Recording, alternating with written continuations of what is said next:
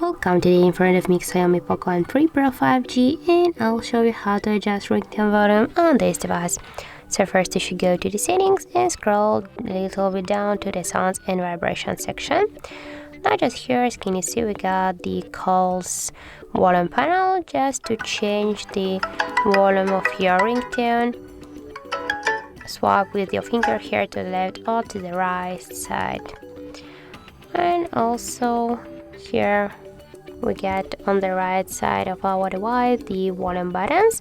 Just tap here to one from the volume button, that doesn't matter, and go to these three dots, and by the same way you can just swipe up or down and change your ringtone volume. So that's how it looks.